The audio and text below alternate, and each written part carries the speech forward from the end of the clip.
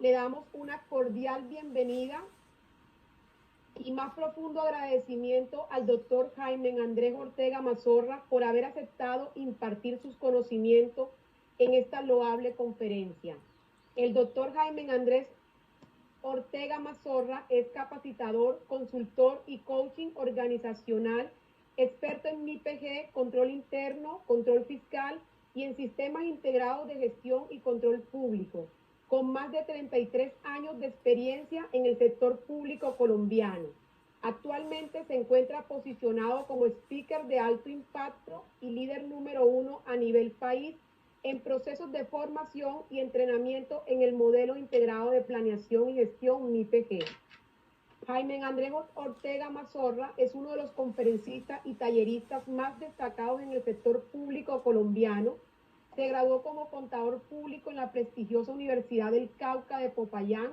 Es magíster en auditorías del sistema de computación en la Universidad de Santo Tomás de Bogotá, especialista en sistemas de control organizacional y de gestión de la Universidad de los Andes de Bogotá y coaching internacional certificado de la Universidad de Barcelona, España. Es conferencista local, nacional e internacional desde el año 1994, con un récord de más de 8.800 horas en procesos de formación, capacitación y entrenamiento a más de 21.000 servidores públicos, coautor de normas técnicas de impacto nacional, entre las que se destacan la Ley Antitrámite 2005 y la Política de Administración y Gestión del Riesgo del Estado 2005. Antes de concederle el uso de la palabra al doctor Jaime Andrés, se le comunica al presente que el chat de la plataforma se encuentra habilitado para que formulen sus preguntas. Al final de la intervención se brindará un espacio de 15 minutos para dar respuesta a ellas. Ahora sí, sin más preámbulo, le damos nuevamente una cordial bienvenida al doctor Jaime Andrés Mazorra Ortega. Bienvenido, doctor. Muchas gracias, doctora Viviana, por esas palabras. Bien, como tenemos un espacio corto de tiempo y tenemos que sacar el máximo provecho, primero comienzo con un agradecimiento al doctor Jaime Pumarejo, alcalde distrital de Barranquilla, por esta invitación a presentarles a ustedes este tema tan fundamental como lo son los principios y valores éticos, que yo le he denominado motores de la integridad pública. Igualmente, un saludo también muy especial a la doctora Giselle Torresilla, secretaria de Gestión Humana, quien seguramente tiene a cargo liderar dentro de la alcaldía todo el proceso de implementación de la política de integridad.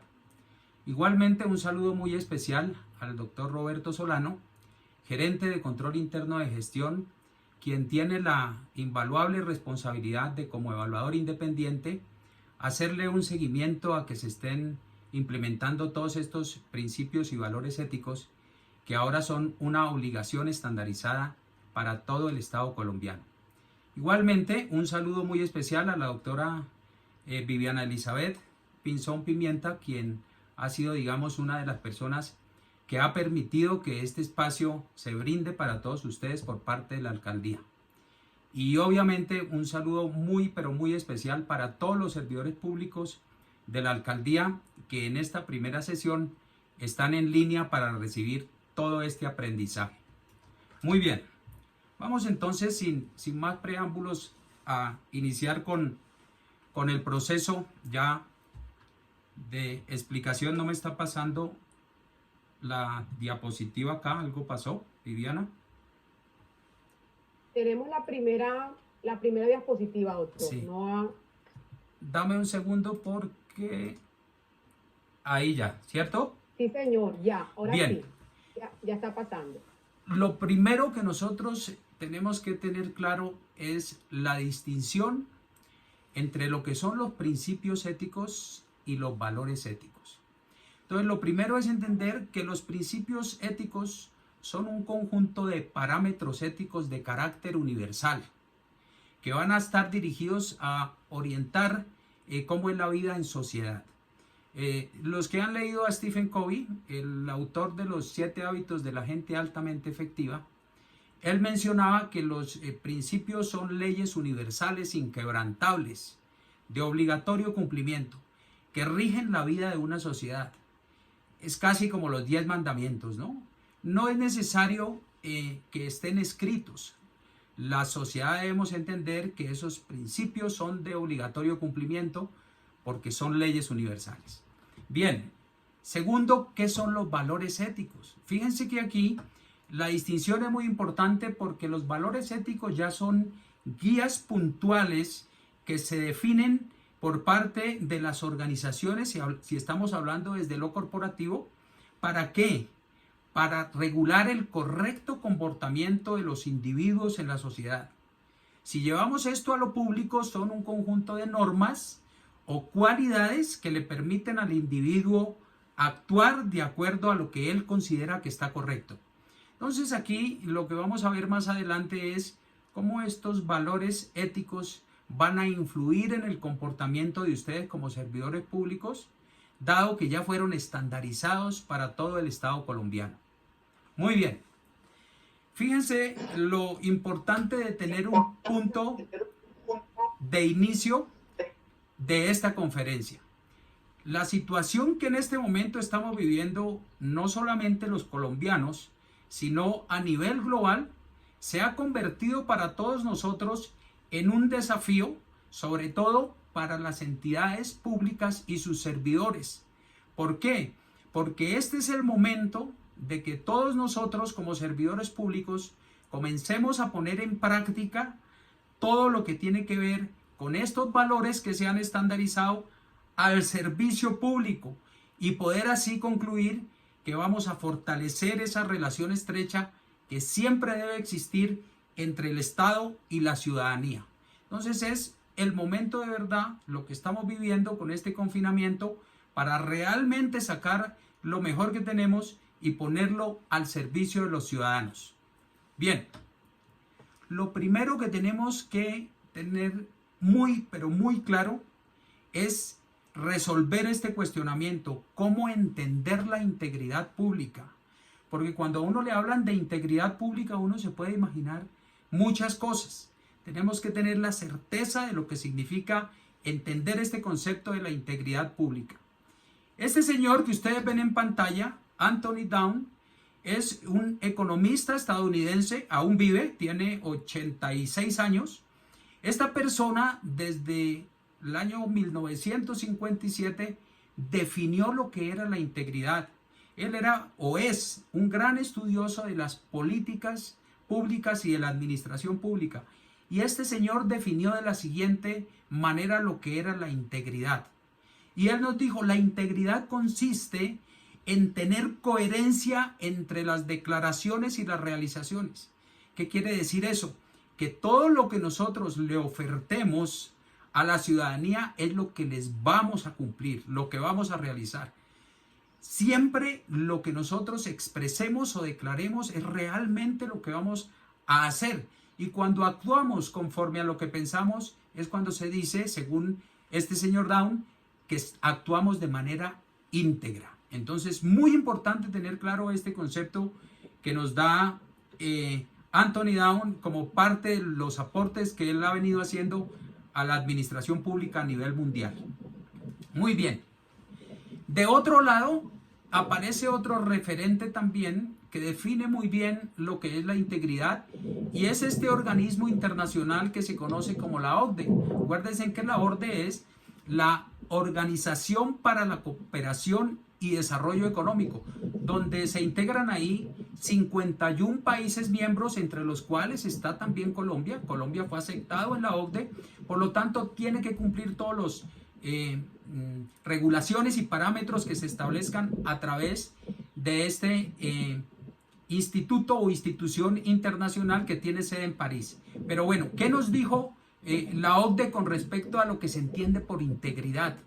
Si ustedes ven, textualmente dice que la integridad pública se refiere a la alineación consistente con y el cumplimiento de los valores, principios y normas éticos compartidos para mantener y dar prioridad a los intereses públicos por encima de los intereses privados en el sector público. ¿Qué quiere decir la OCDE? Que todas nuestras actuaciones tienen que ser muy consistentes y estar alineadas en que prime el interés general antes que el interés particular.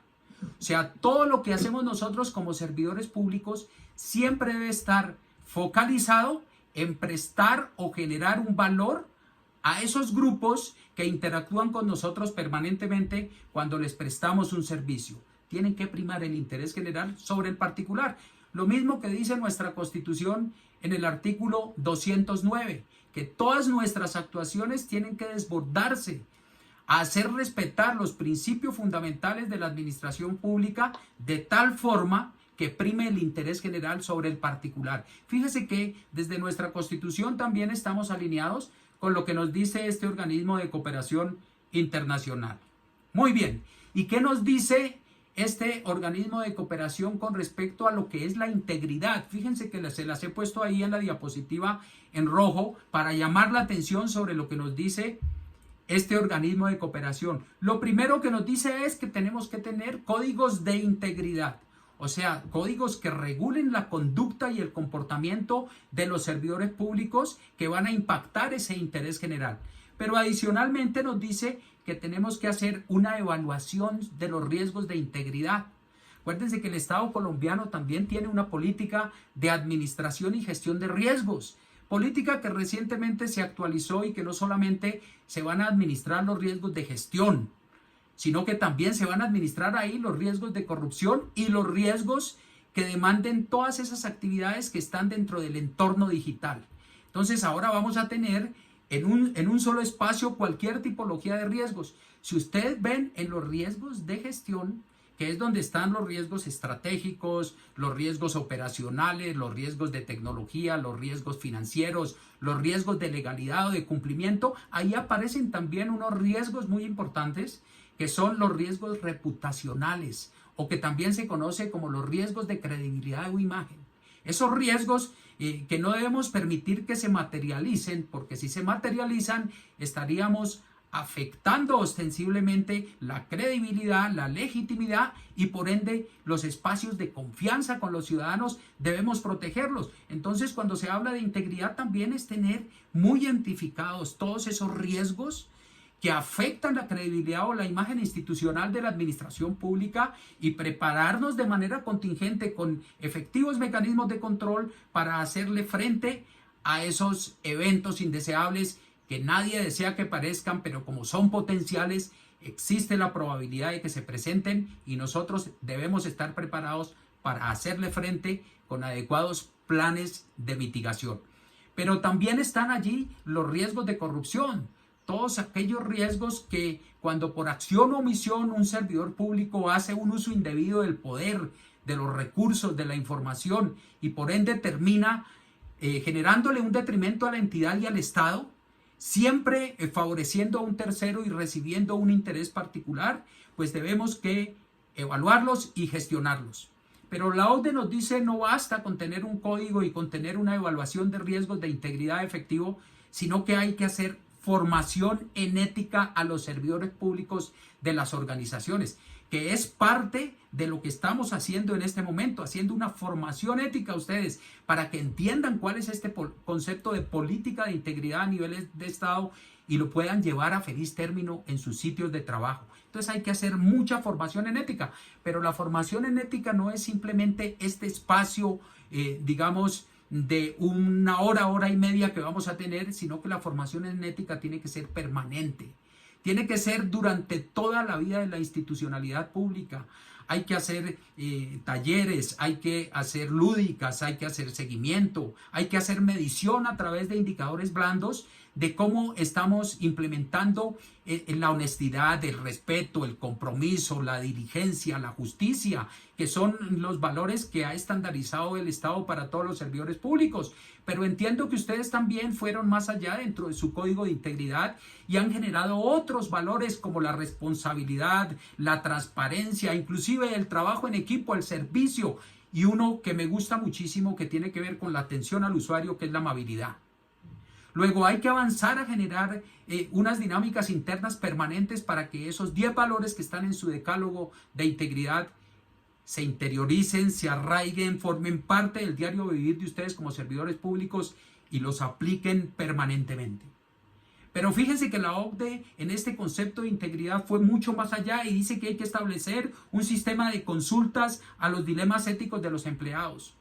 Hay que entrar a cuestionar al empleado público cuando tiene inconvenientes de interpretación, si se están cumpliendo o no estos valores institucionales para poder ellos determinar cuál es el grado de avance, implementación o madurez de estos valores dentro de su organización. Y dijo también que hay que crear sistemas de denuncias de casos de corrupción, fraude, abuso o ineficiencias. ¿Por qué? Porque si no tenemos, digamos, un camino donde poder instaurar las denuncias, sobre todo las de corrupción, o cuando determinamos que pueden haber posibles fraudes, abusos o la misma ineficiencia de las entidades dentro de la gestión, pues no vamos a tener, digamos, los instrumentos o las herramientas para poder hacerle seguimiento a ese tipo de actitudes que muchas veces son producto de conductas impropias de los servidores públicos o que se han tipificado en faltas gravísimas que ameritan ser investigadas y por tal razón, si así lo amerita, ser sancionadas.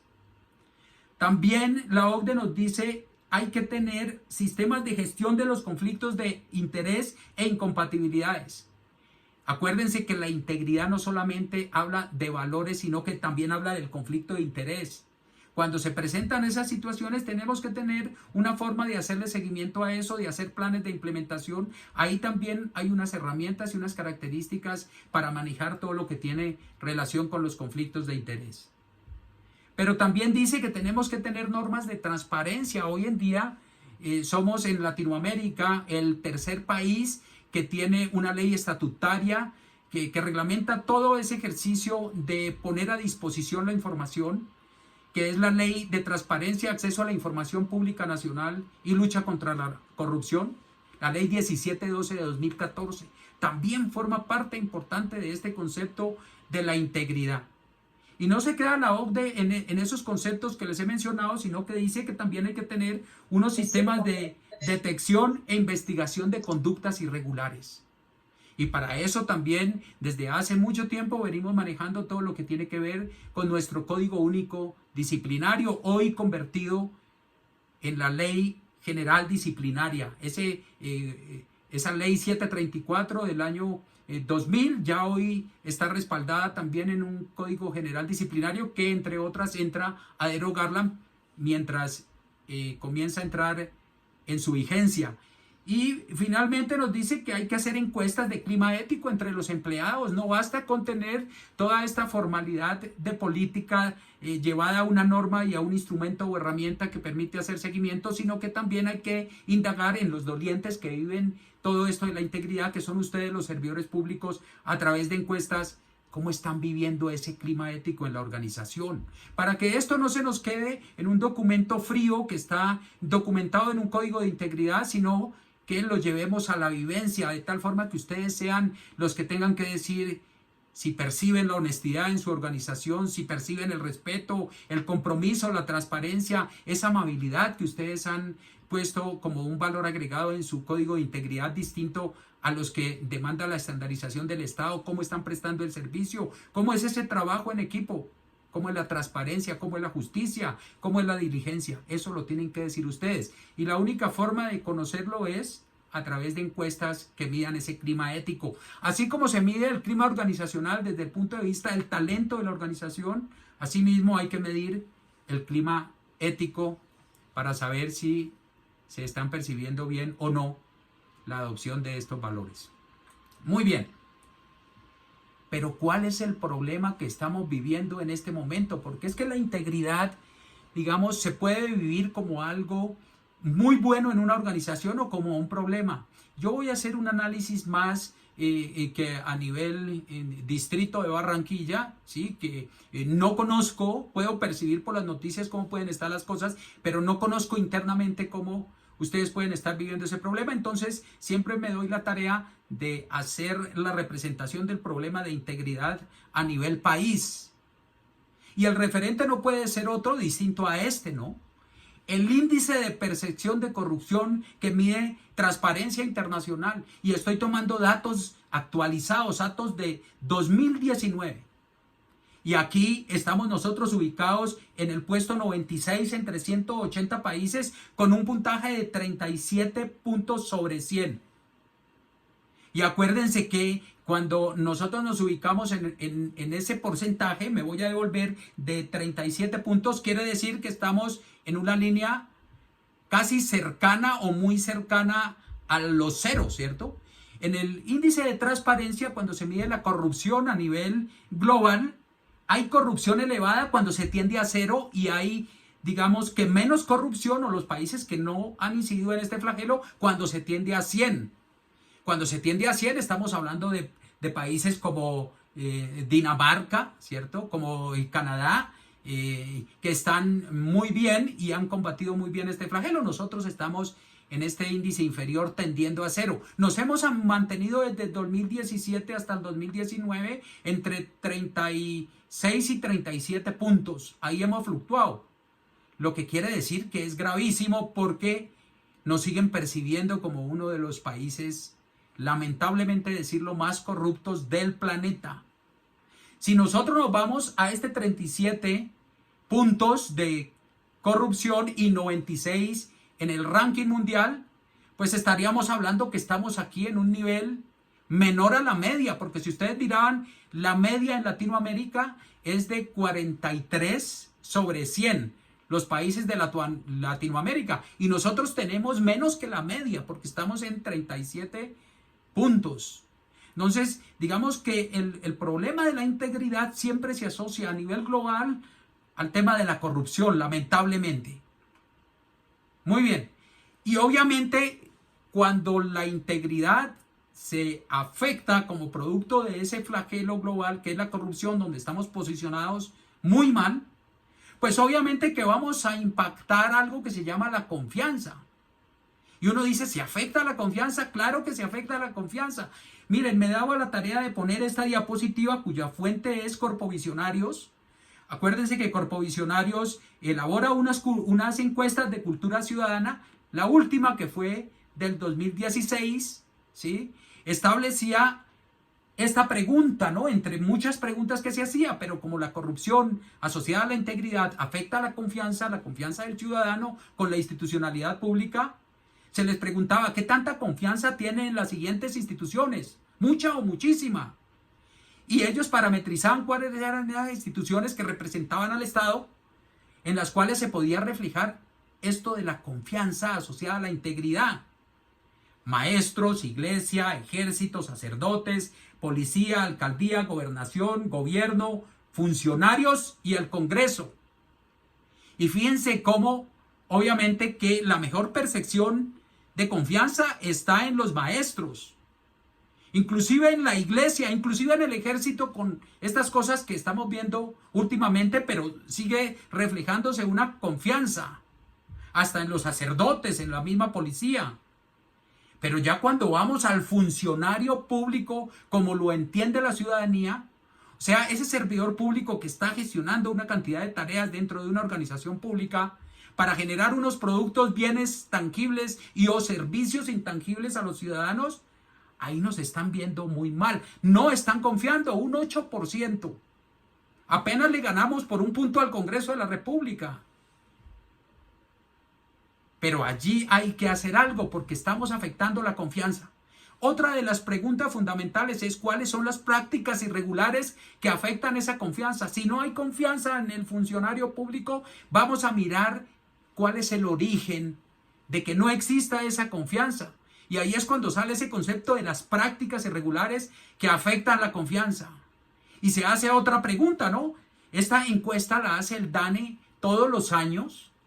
He tomado la más actual, la del 2019, y es una encuesta de ambiente y desempeño institucional que se conoce como EDI, para que ustedes vean las fuentes que estoy tomando que son fuentes reales, que se han hecho sobre poblaciones muy representativas. Y ahí decía de los siguientes factores, ¿cuál es el que más puede influir para que se presenten prácticas irregulares en la administración pública? Y miren cómo se toman estos valores, ¿no? Complejidad de los trámites, presión del superior inmediato, presión de los particulares sobre los directivos de la entidad, falta de transparencia y acceso a la información, vacío o falta de claridad en la legislación, regulación, procedimiento, funciones, falta de sanción, bajos salarios, falta de compromiso. Y miren la última. ¿Qué nos dice la última con el 39.7? Valores éticos. O sea, ¿qué nos está diciendo la ciudadanía? Que ellos perciben que los funcionarios públicos, que los habíamos visto acá, ¿sí?, están generando esa desconfianza. ¿Producto de qué? De que no han arraigado valores éticos.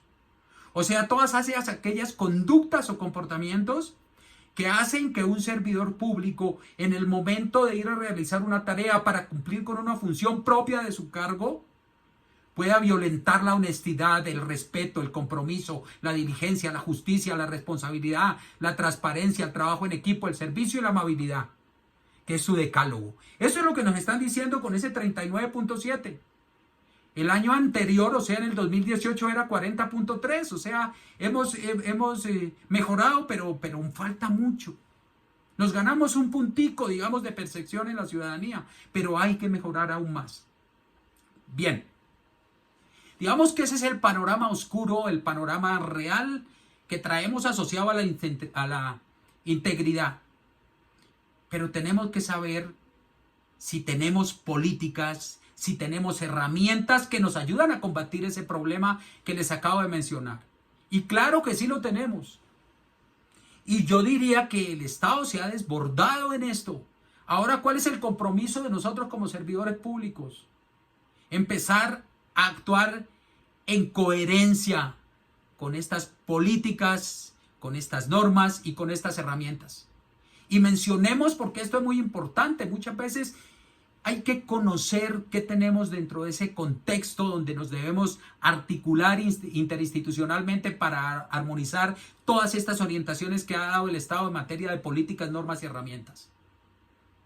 Mencionemos lo que ha dado el Estado en cada una de ellas. Base normativa. Fíjense aquí al lado izquierdo de esta diapositiva que encontramos. La Constitución Política nos dice que nosotros tenemos que actuar en torno al cumplimiento de una serie de principios de la administración pública fundamentales. Desde ahí arranca con el artículo 209. Eficiencia, hacer un uso óptimo de los recursos. Eficacia, lograr resultados. Economía, maximizar beneficios minimizando costos. Moralidad, todas nuestras actuaciones tienen que atenderse en torno al cumplimiento de una serie de principios y valores. Publicidad, nosotros tenemos que poner en conocimiento de los ciudadanos todo lo que hacemos, incluidos los resultados de nuestra gestión. Efectividad, ya lo dijimos, generar valor agregado, impacto a esos ciudadanos. Celeridad, dar oportuna respuesta al ciudadano, no cuando nosotros querramos, sino cuando él necesita que nosotros actuemos. Transparencia, dar los medios para que el ciudadano conozca todo lo que nosotros hacemos. Fíjense que la Constitución era muy poderosa en determinar allí en el texto qué era lo que nosotros teníamos que hacer. Inclusive fue más allá y habló de los costos ambientales. ¿Qué tenemos que hacer nosotros para proteger el planeta? ¿Cuál es nuestro granito de arena para que no se impacte más el ambiente? Después viene todo lo que tiene que ver con la democratización de la administración pública. Ley 489 del año 98, que se conoce como el Estatuto de Administración y Funcionamiento del Estado. Ahí ya se comenzaba a hablar de un sistema que permitiera democratizar la administración pública.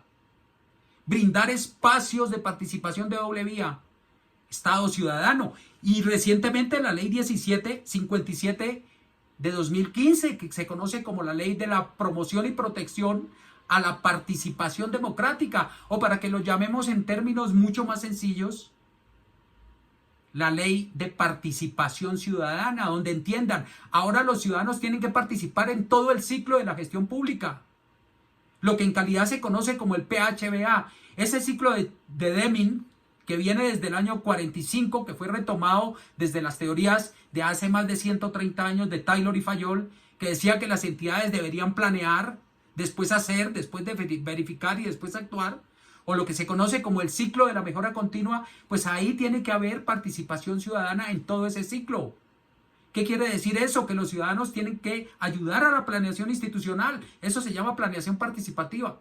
Pero también tienen que estar en el hacer, vigilantes de que los proyectos que ejecutamos nosotros se estén cumpliendo al pie de la letra tal como fueron pactados en los proyectos.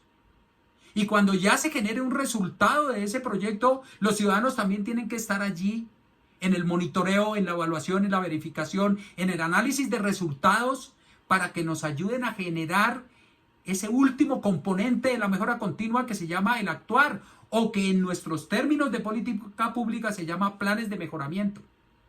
Cuando nosotros, a través de esta democratización de la administración, con esa poderosa ley estatutaria, que es la ley 1757, donde nos obligan a promover la participación ciudadana en el artículo 2, entonces vamos a tener un Estado ciudadano muy comprometido y muy articulado, que es lo que se llama la cocreación, construcción en conjunto.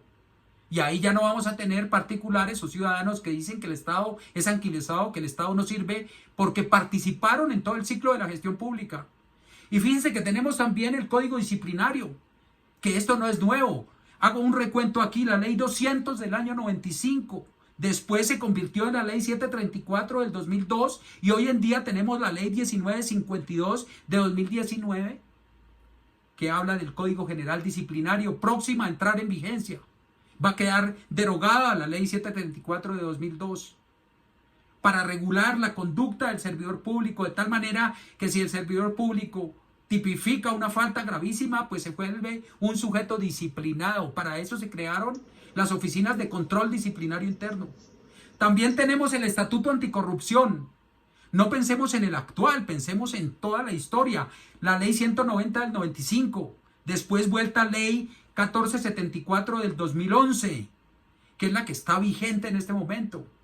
Nos ayuda a luchar contra la corrupción. De ahí es que nace la estrategia de lucha contra la corrupción de la Secretaría de Transparencia de la Presidencia de la República. Acuérdense que el artículo 73 de la ley 1474 nos obliga a todas las entidades a poner al público, a más tardar los 31 de enero de cada vigencia, un plan anticorrupción y de atención al ciudadano para luchar contra ese flagelo que está afectando la integridad pública. Tenemos también un Código de Procedimiento Administrativo y de lo Contencioso Administrativo, la ley 1437 del 2011, que nos da los términos para actuar, cómo responder frente a las quejas, a los reclamos, a los derechos de petición, cómo recibir las sugerencias, todo lo que tiene que ver con ese contacto con el ciudadano. Tenemos también la ley de las tecnologías de la información y las comunicaciones, se conoce como la ley de TICS, la ley 1341 de 2009. Qué importante que ahora bajo la estrategia también o la política del gobierno digital yo pueda tener tecnologías de la información y las comunicaciones puestas al servicio del Estado para mejorar los procesos, para garantizar la seguridad y privacidad de la información, pero qué bueno también poder tener tecnologías de la información y las comunicaciones para la sociedad, de tal manera que esas tecnologías mejoren el servicio, nos ayuden a cumplir con ese concepto que se llama la Big Data, los datos abiertos, que es una política a nivel global, donde debemos suministrar información permanente al ciudadano para que sepa lo que estamos haciendo y sepa que somos íntegros en nuestra actuación. Y finalmente, o casi finalmente, la ley de transparencia, la ley 1712 de 2014, que establece que tenemos que tener una transparencia activa y una transparencia pasiva. La transparencia activa es cuando ponemos de manera proactiva al servicio de nuestros ciudadanos toda la información que ellos necesitan. De manera proactiva implica que debe ser de nuestra naturaleza, debe ser de nuestra disposición. No necesitamos que ellos nos lo pidan, nos anticipamos proactivamente y la ponemos en su conocimiento. Para eso existen los medios masivos de comunicación. Pero también esa ley 1712 dice que hay que tener una transparencia pasiva. ¿Qué es la transparencia pasiva? Contestar de buena fe, de manera íntegra. De manera íntegra es información completa, información veraz que venga de buena fuente.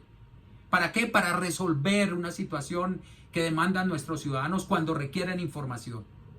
Y obviamente que esa ley de transparencia pues se asocia a la gestión documental. Debemos tener una memoria institucional muy fortalecida para poder que eso respaldado en unos archivos garantice que la información sea bien custodiada, esté protegida de los riesgos, esté controlada, esté expedita para cuando se necesite consultarla para tomar decisiones con respecto a lo que debemos informar siempre a nuestros ciudadanos. Fíjense que todos esos conceptos forman parte de lo que estamos hablando aquí de la integridad, para que no se quede solo que la integridad son valores. La integridad es todo este marco normativo que estamos viendo. Y para finalizar el tema de la base normativa nos aparece la actualización de MIPG, Modelo Integrado de Planeación y Gestión. El 11 de septiembre del 2017, con el decreto 1499, se adopta un modelo único de gestión para todo el Estado que debe articularse con el sistema de control interno, o lo que se conoce como el modelo estándar de control interno, que ahora forma parte de la dimensión 7 del modelo integrado de planeación y gestión. Pero aquí lo importante es saber que en ese modelo integrado de planeación y gestión, como se los voy a explicar más adelante en otro slide, ¿sí?, forma parte la integridad. La integridad es una política que está en la dimensión de talento humano de MIPG. Entonces aquí lo que les estoy diciendo es, también tenemos una reglamentación asociada a este modelo integrado de planeación y gestión, donde vamos a tener controlada la integridad. Fíjense esa base normativa tan amplia. Tenemos también unas políticas públicas. ¿Cuántos documentos de política del Consejo Nacional de Política Económica y Social han salido en los últimos 10 años? Hay política de trámites, hay política de participación ciudadana, hay política de atención al ciudadano, que es diferente a participación ciudadana. La participación ciudadana es el espacio de doble vía para interactuar con el ciudadano. La atención al ciudadano es la forma protocolaria como los atendemos y servimos cuando ellos demandan un trámite o un servicio. Tenemos políticas también relacionadas con la misma ética pública, con la integridad, asociadas a todo el tema anticorrupción. Y obviamente y recientemente se ha generado en el 2018 el Sistema Nacional de Integridad, que ya lo tenemos implementado, ¿no? Y todos tenemos que comenzar a aportar para trabajar con eso. Y herramientas. Acuérdense que no basta con tener una norma que me obligue, una política que me oriente, sino que tengo que tener una herramienta que me guíe, que me oriente en el detalle de cómo cumplir con esta política de integridad. Entonces aparece el modelo integrado de planeación y gestión. Ya vamos a hablar en qué consiste ese modelo, pero asociado a la integridad. Los planes anticorrupción y atención al ciudadano. Acuérdense que estos planes son estructurados con 6 componentes. Esto viene desde el 2011, pero implementado desde el 2012 hasta la fecha. ¿Sí? Desde el 2011 con la norma, pero desde el 2012 con la implementación ya obligante en cada entidad. Ustedes tienen que tener implementadas los componentes de ese plan anticorrupción y atención al ciudadano, mecanismos de atención al ciudadano, ¿sí? Todo el tema de trámites, todo lo que tiene que ver con el cumplimiento a la ley de transparencia en lo que se refiere al acceso a la información pública nacional y la lucha contra la corrupción. Todo lo que tiene que ver con la administración de riesgos de corrupción, ahora unificados a los riesgos de gestión y a los riesgos de los activos del entorno digital. Y por allá en la parte final dice iniciativas adicionales, o sea, todo lo que no está en las otras 5. Y allí aparece todo el tema ético, ¿no? Y todos los caminos que conducen a que alguien pueda denunciar. También eso forma parte de las iniciativas adicionales, pero es muy fuerte el tema ético que estamos hablando, o sea, el tema de integridad también forma parte del plan anticorrupción y atención al ciudadano. Está el Sistema Único de Información de Trámites. Acuérdense que se ha encontrado que los trámites son un foco de corrupción donde se puede afectar mucho la integridad del servidor público.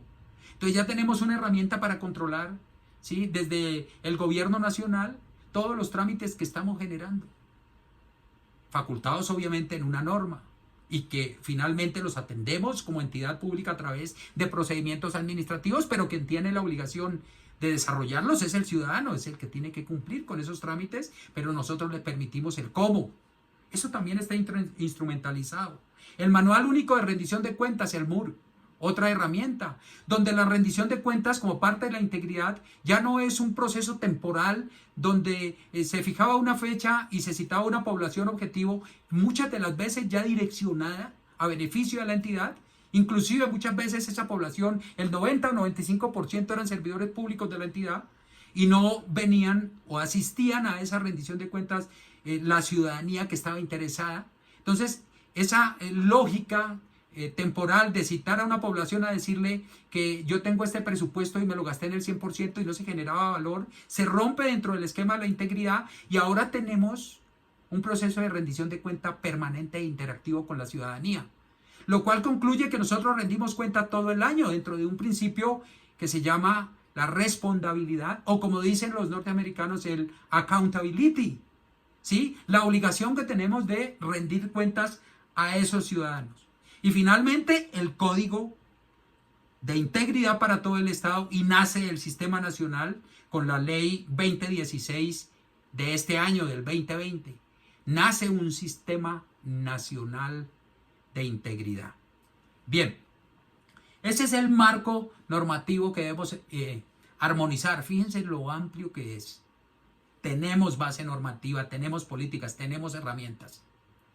Bien, pero yo siempre digo, las normas son necesarias, pero no son suficientes. Es decir, yo tengo que dar esa milla de más con respecto a esa relación Estado-ciudadano para que esto funcione muy bien. Entonces, fíjense que hay una serie de escenarios de relacionamiento con los ciudadanos que nosotros debemos empezar a utilizar, o si ya lo están utilizando, a optimizar. Primero, el acceso a la información pública. Y eso tiene varios puntos, ¿no? Aquí estoy citando 3 los más principales. La consulta en sitios web, como que el ciudadano pueda llegar a acceder a esa información. Todo este panorama que les voy a explicar aquí de manera muy rápida, lo que hace es mejorar la integridad, que es el punto de análisis en el que estamos en este momento. Segundo, el ciudadano hace solicitudes de información permanentemente. Entonces nosotros facilitemos el acceso a la información pública. Tercero, hace uso de los diferentes medios de consulta. No solamente hay medios virtuales, hay medios presenciales. Obviamente con un estado de confinamiento pues debemos darle mayor injerencia y mayor relevancia a los espacios virtuales. Pero hay también espacios presenciales que no pueden obviar los virtuales y vamos a tener que seguirlo brindando, obviamente en condiciones de bioseguridad como lo están exigiendo las normas. Segundo, el ciudadano también adelanta trámites y otro tipo de procedimientos administrativos susceptibles también de afectar el tema de la integridad. Entonces, el ciudadano accede a bienes y o servicios del Estado. Tenemos que estar atentos de cómo servirle mejor, ¿sí? Sin afectar la integridad. Accede a servicios públicos y paga impuestos. Entonces, fíjense que ahí hay otro tema que es el tema de trámites y servicios. Tercero, hace control y exige cuentas. El ciudadano se queja, establece denuncias, hace reclamos y finalmente retroalimenta todo eso, ¿no? Entonces también es otro espacio ahí donde debemos actuar de manera íntegra. Por eso la ley de transparencia, cuando habla de la transparencia pasiva, dice que nosotros tenemos la obligación de dar respuesta al ciudadano cuando nos requiere de manera íntegra. De manera íntegra es información veraz, de buena fuente, sí, que se puede confrontar, que está soportada, que tiene debidos documentos para poder comprobar esa veracidad, que es oportuna en el momento en que él la requiere, no cuando nosotros lo deseamos. Y cuarto, el ciudadano participa y colabora. El ciudadano nos tiene que ayudar a identificar necesidades, ahora forma parte del ciclo de la gestión pública. Por eso es que los alcaldes, cuando van a estructurar su plan de gobierno, que se llama Plan de Desarrollo Territorial, ellos hacen unas mesas de trabajo conjuntas con la ciudadanía para identificar cuál es la problemática, cuáles son sus necesidades, porque eso va a permitir que cuando nosotros actuemos ejecutando proyectos a través de esos planes, vamos a poder generar valor público. Y se genera valor público cuando le resolvemos las necesidades y por ende sus problemas. Y ellos van a poder hacer un goce efectivo de sus derechos, que entre otras cosas, eso es lo que nos dice mi PG. Tomar de los grupos de valor, o sea, ciudadanos, unos derechos, unas necesidades, unos problemas, gestionar ese modelo único de gestión que se llama MIPG y generar como salida un valor público. Y el valor público no es otra cosa que resolver el problema. Si el barrio de la periferia no tiene alcantarillado y acueducto, yo tengo que gestionar un proyecto para resolver ese problema. Y que se acaben seguro los impactos negativos que estaban teniendo, como las enfermedades y demás. Bien, solo por citar un ejemplo. También nos tiene que ayudar en la formulación de planes, normas y proyectos.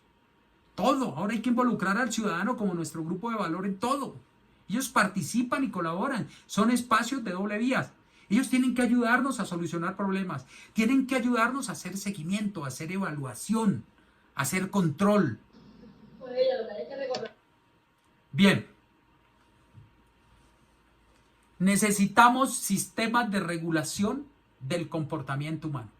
Acuérdense que aquí nosotros estamos hablando de valores. Y los valores ya dijimos que son guías para definir el correcto comportamiento de los individuos en sociedad.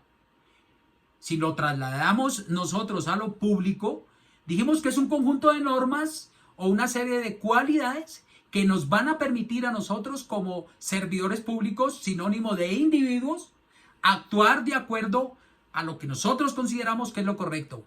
Pero ya el Estado nos dijo que es lo correcto. Entonces, por eso decimos, ¿necesitamos sistemas de regulación del comportamiento humano? Claro que sí. Y aquí nos vamos a esta diapositiva muy ilustrativa, tomada de esta valiosa fuente del año 2002, gobierno de Antanas Mockus, del profesor Mockus, cuando fue alcalde de Bogotá, donde él decía que debemos tener sistemas de regulación del comportamiento humano bajo estas tres variables: la ley, la cultura y la moral. Cuando nosotros hablamos de la ley, obviamente estamos hablando de todas las normas que se formalizan. Ya vimos que hay un panorama muy amplio de normas que parten desde la Constitución, las leyes, todos los diferentes decretos, inclusive el etcétera, quiere decir orientaciones, directrices que emanan del gobierno nacional. Eso es lo que nosotros le llamamos la regulación legal. Pero fíjense que este sistema de regulación del comportamiento humano, que como su nombre lo indica, finalmente al unirse estas tres variables, lo que nos va a regular es el comportamiento. El comportamiento es la conducta reiterada de una persona que finalmente se vuelve un hábito nocivo o loable para hacer algo en respuesta a un servicio que le está prestando a un ciudadano. Entonces, ahí siempre vamos a tener que confluir en estas tres de manera armónica para poder determinar si un comportamiento es bueno o no es bueno desde el servicio público. Pero ahí van a existir siempre unas tensiones y unas contradicciones, dependiendo de si yo cumplo o no cumplo con alguna de estas tres variables. Entonces vámonos a la primera, que se llama regulación legal. ¿Sí? Si yo no cumplo con esa normatividad parámetro que conforma toda la obligación de ley en materia de integridad, pues seguramente voy a sentir que puedo ser sancionado o voy a sentir que estoy respetando la ley. Por eso es que se habla de las tensiones y de las contradicciones. Pero hablemos de la cultura. ¿Qué es la cultura? La cultura son una serie de reglas y una serie de valores que imperan en una sociedad. Entonces, si yo cumplo con esa regulación, que es lo que se conoce como la regulación mutua, porque en la medida que yo siga esas reglas y valores que me impone una sociedad, entonces voy a sentir que todo el mundo me reconoce como una persona, digamos, culta desde el punto de vista de cumplir con la cultura asociada a toda esa serie de reglas y valores que regulan el comportamiento en una sociedad. Pero si no las cumplo, entonces obviamente que voy a sentir la vergüenza de que estoy haciendo algo malo. Es como cuando se dice que no hay que botar basura en las vías públicas y uno saca el chicle y lo bota, ¿no? Y alguien lo ve. Entonces, ¿qué voy a sentir? Vergüenza. Pero si yo voy por la calle y veo que una persona bota un papel y yo le digo, señor, no haga eso, que eso no es ético, ¿cierto? Desde el punto de vista de la cultura ética, y lo recojo y lo echo en el cesto de basura, seguramente que ahí voy a recibir un reconocimiento mutuo. Porque eso es lo que se debe hacer. Y tercero, la moral, ¿no? Que ya son los principios éticos y personales, que ya esto depende digamos, de cómo me crié, de cuáles son mis creencias, cuál es mi religión. Ya esto es propio de cada persona, que es lo que se conoce como la autorregulación. Entonces ahí yo sabré si dentro de mi moral algo que estoy haciendo de manera indebida me genera una culpa, digámoslo así, me genera una culpa, ¿sí? O me voy a sentir muy bien conmigo mismo porque digo, moralmente siento que estoy cumpliendo con las reglas y los valores y con las normas que regulan mi comportamiento. Entonces el profesor Moku lo que decía era esto, ¿no? El comportamiento humano tiene que seguir la ley, la cultura y la moral integralmente. Y esto lo tenemos que aplicar es al servicio público, porque desde cualquier óptica, pues el análisis será diferente. Bien, ¿cómo se pensó la política de integridad pública? ¿Listo? Cuando decimos cómo se pensó, me traslado mentalmente y quiero que ustedes también lo hagan al gobierno nacional, que tiene la responsabilidad de regular nuestro comportamiento. Y el Estado lo piensa de la siguiente manera. Fíjense que ellos le llaman el triángulo de la integridad pública. Mentalmente vayan haciendo la asociación allá, ¿no? La administración pública, fíjense en la imagen cómo muestra ahí un edificio, ¿no? Eso es la institucionalidad. Hagan de cuenta que ahí ustedes están viendo la alcaldía distrital de Barranquilla. En otro de sus partes del triángulo están los ciudadanos, o sea, todas aquellas personas que interactúan con nosotros en el servicio público, y en la otra parte estamos los servidores públicos, o sea, ustedes, ¿no? Los servidores públicos. Entonces dice que hay unas interacciones que si se cumplieran a cabalidad en el sentido que se han establecido o estructurado dentro de esta política de integridad, pues vamos a lograr confianza. Esa es la palabra mágica, ¿no? Esa confianza que yo les explicaba al comienzo, que en este momento está, digamos, bastante débil, ¿sí? Por parte de la percepción del ciudadano. ¿Cómo fortalecerla? Entonces vamos a hablar de cada una de esas relaciones. Empecemos con la relación que existe entre la administración pública y ustedes, los servidores públicos. Primero dice que la administración pública debe estar orientada a la integridad y a la ciudadanía. Y ya sabemos qué es la integridad. Y ya sabemos que la ciudadanía son los grupos de valor a los cuales servimos.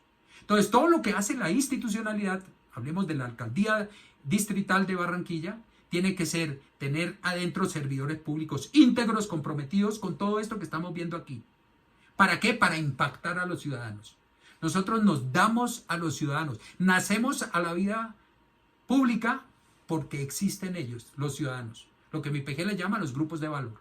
Bien, entonces, esa relación entre la administración pública, o sea, la entidad, y ustedes, los servidores públicos, tiene que ser una relación donde se fortalezca mucho ese concepto que se llama la responsabilidad, la capacidad que tienen ustedes de rendir cuentas. O lo que yo les decía, que se conoce también como el accountability, ¿no? Dentro de un término pues muy americano, rendición de cuentas interna. Ojo, rendición de cuentas interna. Cada uno de ustedes en su responsabilidad, dependiendo del rol que desempeñan en el cargo, en el empleo público, que gestionan una serie de tareas para cumplir con las funciones, tienen la obligación de rendir cuentas, pero también tienen la obligación de promocionar la integridad. Acuérdense que ustedes tienen una figura dentro de la entidad que seguramente estará asociada a esa institucionalidad de MIPG, que se llama el Comité Institucional de Gestión y Desempeño. Ustedes le llaman dentro de su política de integridad los promotores éticos, que aquí deben haber muchos en línea escuchándome. Tienen que promocionar la integridad, eso hacia adentro, y rendir cuentas. Cuando se logra eso, ese match entre la administración pública y los servidores, vamos a tener como resultado servidores públicos comprometidos y meritorios. ¿Qué quiere decir meritorios? Que se desempeñan con toda la idoneidad. O sea, con el mérito que cada uno debe tener para ocupar ese cargo público de actuación integral para servir a nuestros ciudadanos. Si miramos la relación desde el punto de vista de la institucionalidad, administración pública con el ciudadano, vamos a tener allí transparencia, participación ciudadana y rendición de cuentas. Transparencia, ponerles a ellos todo. ¿sí? Hoy en día pues estamos haciéndolo a través del apoyo de la estrategia del gobierno digital indiscutiblemente, pero es ponerle todo a su disposición, las cartas sobre la mesa. Bien, la participación ciudadana, ya lo dijimos, participen en todo el ciclo de la gestión pública, traerlos cuando estamos haciendo el plan de desarrollo, llevarlos cuando estamos ejecutando los proyectos, sentarnos con ellos a analizar los resultados de las mediciones, percepciones, indicadores, auditorías, seguimientos, monitoreos, evaluaciones de campo. Todo eso tiene que estar el grupo de valor ciudadano ahí ayudándonos a tomar decisiones de mejora. Entonces eso, si se cumple, la participación ciudadana en todo el ciclo de la gestión genera co-creación. Y finalmente la rendición de cuentas como un proceso permanente, donde nosotros tenemos que definir cuál es la información que requiere el ciudadano, cuáles son los insumos que usted requiere. Cuando él ya nos identifique ese inventario de información que requiere que nosotros le brindemos el día de la rendición de cuentas, lo sentamos durante todo el año a hacer talleres de doble vía con el ciudadano para poder explicarle en qué consiste esa información que él necesita conocer, para que le entienda, para que en el momento físico de la rendición de cuentas se vuelva un interlocutor hábil y pueda también opinar y pueda retroalimentar y pueda mejorar. Eso es lo que tenemos que hacer con ese servidor público como parte integral de la gestión. Bien, y ahí tendríamos unos ciudadanos participativos e informados. Y nos evitaríamos siempre recibir del grupo de valor toda esa cantidad de críticas y seguramente que mejoraríamos este indicador fundamental que nos afecta la integridad, que es la confianza. Cuando tenemos la última relación entre los servidores y los ciudadanos, ahí tenemos que proveer espacios de colaboración cuando ellos necesiten, cuando nosotros los necesitemos. Entonces ellos acuden a nosotros, nosotros ahí los atendemos. Ahí viene todo el tema de atención al ciudadano, atención al usuario, que también hay otro sistema, ¿cierto? Que tiene el Estado, donde qué es lo que tenemos que hacer de la ventanilla hacia adentro, o lo que se conoce como el back office, la oficina escondida, toda esa gestión operativa que él no ve, y qué es lo que tenemos que hacer con el front office, o la ventanilla hacia afuera, de frente al ciudadano, cuando encontramos ese momento de verdad. Entonces ahí tenemos que ser muy fuertes en que nosotros seamos los aliados de los ciudadanos y los ciudadanos sean los aliados de nosotros para generar ese concepto clave que se llama la co-creación. Bien, fíjense qué modelo tan interesante que tiene el Estado. Seguramente quienes los conocen y lo han visto ven que es una lógica muy efectiva, pero que en la práctica hay que hacer una cantidad de esfuerzos para llevarla a feliz término. ¿Cómo implementar la política de integridad? Ya sabemos que existe, ahora sí vamos al cómo, ¿no? El qué es la obligación, el cómo es el camino para llegar a que esto sea exitoso y que nos favorezca el impacto positivo de la confianza. Y aquí es cuando aparece el modelo integrado de planeación y gestión, conocido como MIPG. Voy a explicarlo, digamos, de la manera más elemental y más fácil para efectos de que ustedes asocien dónde está el concepto de la integridad aquí. Este modelo lo primero que nos dice es, nosotros tenemos acá unos grupos de valor, ¿sí? Ven que están el núcleo familiar, ¿cierto? Hasta la mascota. Y hay una incógnita arriba. Esa incógnita significa incertidumbre. Incertidumbre de lo que va a pasar aquí, ¿cierto? Esto que va a pasar aquí, que es el modelo integrado de planeación y gestión, es el modelo de gestión de la Alcaldía Distrital de Barranquilla. ¿Para responder a qué? A tres variables fundamentales que nos entregan los grupos de valor. Una, las necesidades que tiene la población. Seguramente esas necesidades insatisfechas o no atendidas por el Estado van a generar unos problemas que obviamente están repercutiendo en la calidad de vida de esta población y que por obvias razones están afectando sus derechos, o sea, no les permiten hacer un goce efectivo de los derechos. Entonces ellos manifiestan toda esa inconformidad, todos esos requerimientos, todos esos requisitos se los entregan al Estado, para que el Estado, a través de este modelo de gestión, que ya lo voy a explicar, les genere resultados. ¿Y qué es generar resultados? que la respuesta del modelo de gestión de la alcaldía de Barranquilla les resuelva las necesidades, los problemas y haga que ellos puedan hacer un goce efectivo de derechos, que eso es lo que se conoce como valor público. Por eso ustedes ven ese grupo de valor representado en el núcleo familiar, ¿sí? Con las manos arriba, ¿cierto? Y el símbolo de la carita feliz, que significa que el Estado actuó y resolvió sus problemas. ¿Cómo lo vamos a hacer? Lo vamos a hacer primero fortaleciendo una dimensión que se llama dimensión del talento humano. O sea, ¿cómo vamos a hacer para controlar el ingreso, la permanencia y el retiro de los servidores públicos? Donde ahí vamos a tener muy fuerte que actuar en dos políticas. Una política que se llama gestión estratégica del talento humano y otra que se llama integridad. Y ahí es donde aparece esto tan fuerte que estamos viendo hoy.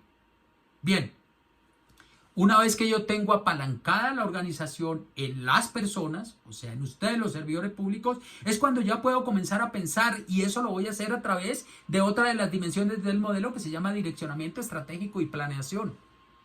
Ahí es donde defino mi plan institucional. Ahí es donde le asocio toda la gestión presupuestal y la eficiencia del gasto público. Formulo el presupuesto.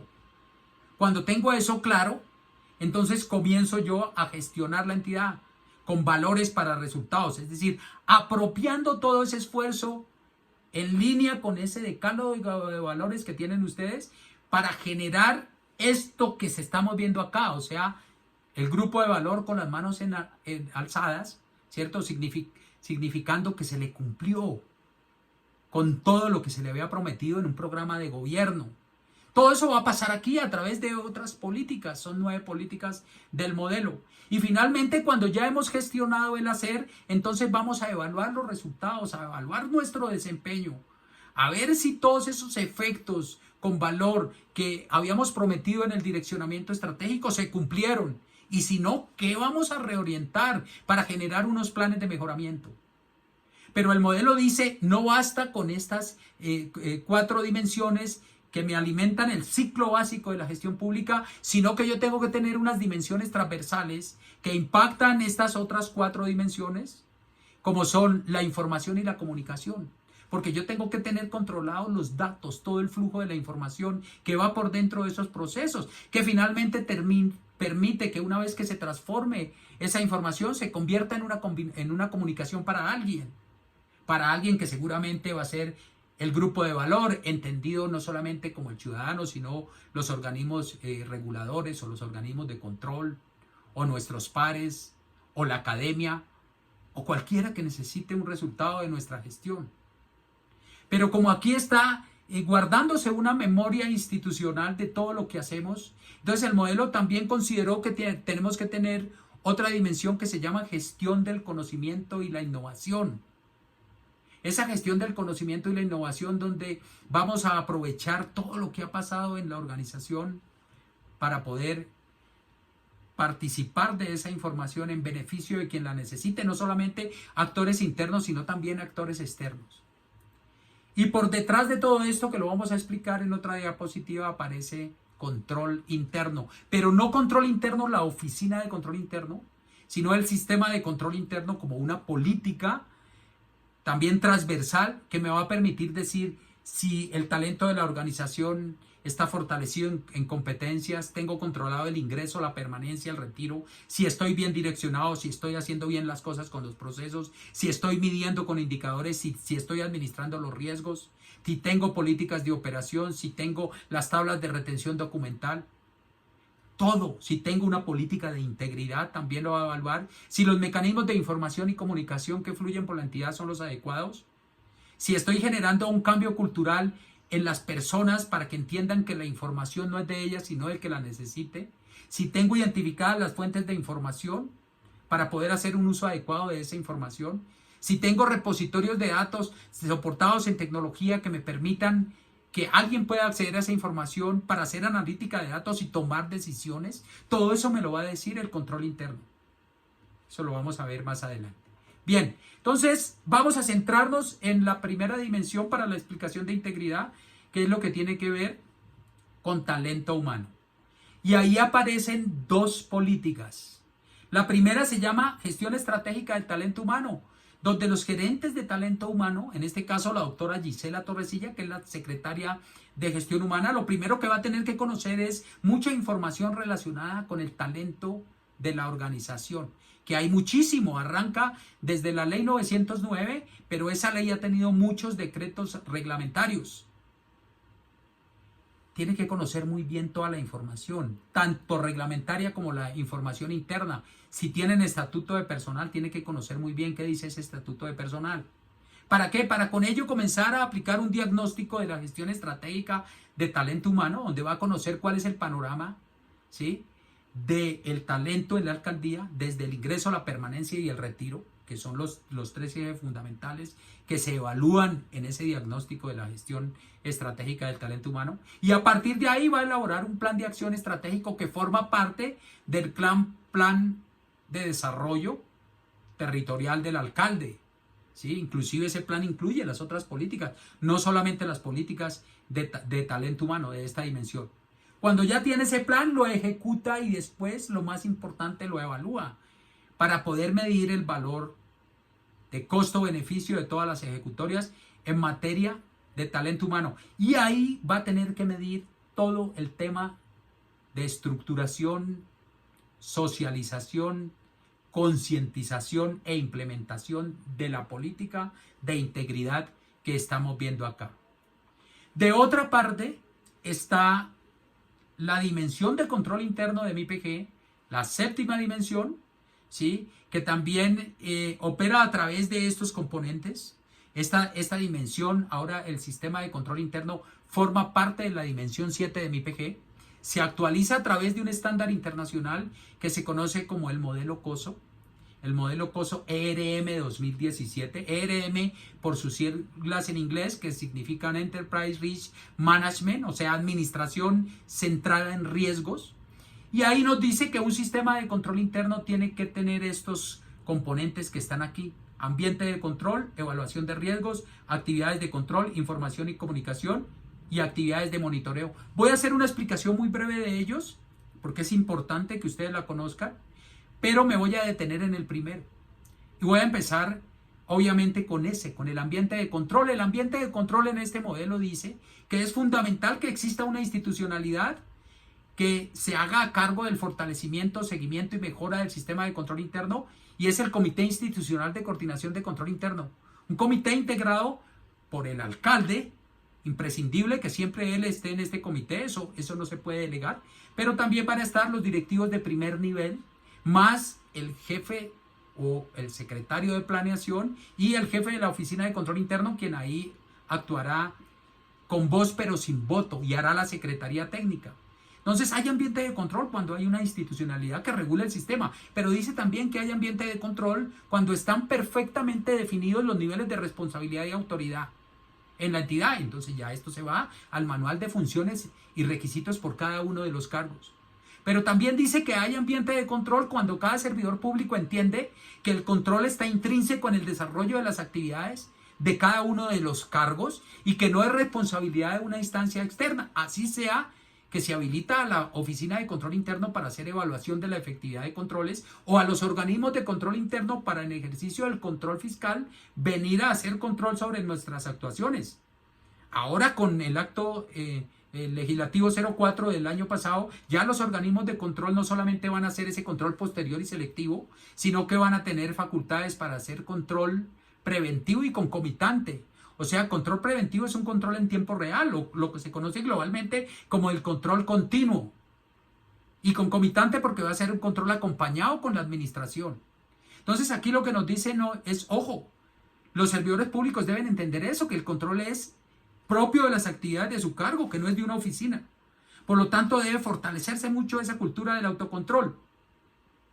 Y cuarto aspecto fundamental del ambiente de control dentro de la lógica de este sistema, y lo más importante en este momento de recalcar, relacionado con lo que estamos viendo hoy, es que hay ambiente de control cuando hay un referente de conducta que regule el comportamiento de los servidores públicos, y ahí aparece ese instrumento o herramienta que les he mencionado, que es el código de integridad, que es lo que estamos viendo hoy. Bien, ya los otros elementos, evaluación de riesgo, obvio, todas las entidades pueden verse afectadas por una serie de eventos indeseables de tipo potencial que pueden afectar el cumplimiento de los objetivos institucionales y que puede ser medido en términos de probabilidad o consecuencia, que se llaman riesgos. ¿Sí?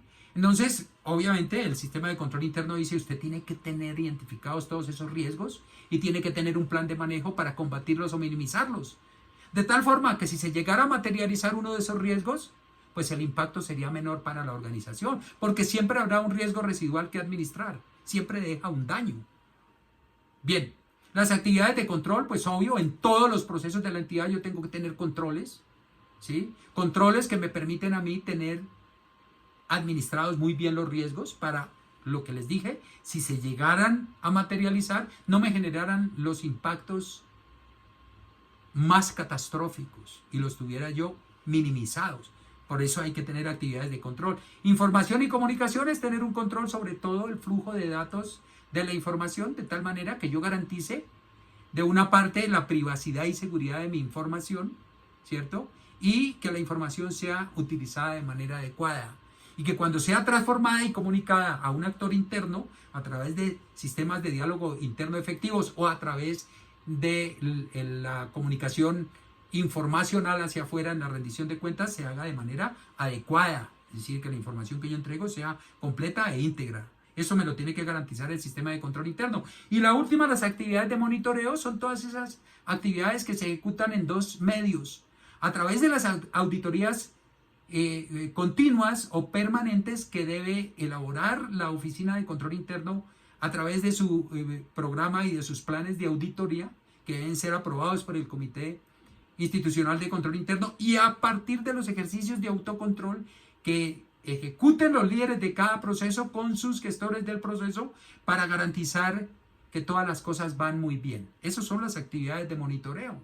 Finalmente, para el evaluador independiente, que es la Oficina de Control Interno, son las auditorías internas. Y para los líderes de los procesos y todos los que forman parte de cada proceso como gestores de la mejora del proceso, son los ejercicios de autocontrol que se hacen. Está demostrado que en el Estado colombiano se hace mucha evaluación independiente por parte de las oficinas de control interno, pero poco ejercicio de autocontrol por parte de los líderes de los procesos. Y es un llamado de atención muy importante para que lo tengan en cuenta.